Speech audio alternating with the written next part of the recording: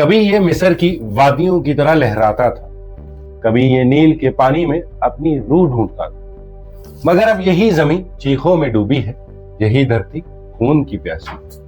یہ ہے سوڈان، ایک زخمی سرزمین کی داستان۔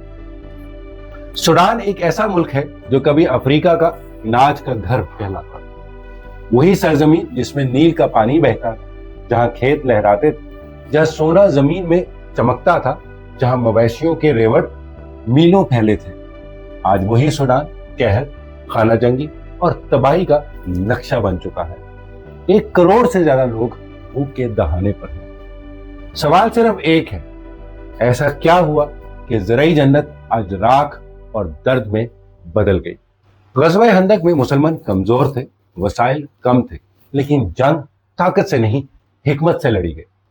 اور رسول اکرم صلی اللہ علیہ وسلم نے فرمایا کہ سب سے بڑا جہاد فساد روکنا ہے۔ سوڈان کی کہانی ہمیں یہی دکھاتی ہے کہ جب طاقت اصلاح کے نام پر استعمال ہو تو زمین امن نہیں، آگ اگلتی ہے۔ سوڈان کی موجودہ خانہ جنگی اپریل 2023 میں شروع ہوئی۔ ملک کی 2 بڑی طاقتیں ٹکرا گئی، سوڈانی فوج اور ریپڈ سپورٹ فورسز، جسے پہلے جنجوید کہا جاتا تھا۔ یہ جنگ اقتدار کی جنگ ہے، یہ جنگ وسائل کی جنگ ہے، یہ جنگ زمین اور اختیار کی جنگ ہے۔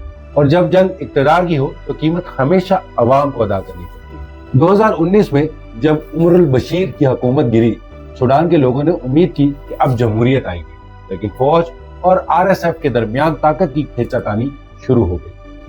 فوج چاہتی تھی کہ ملک پر اس کا اختیار رہے اور RSF چاہتی تھی کہ اسے مستقل فوجی حیثیت ملے۔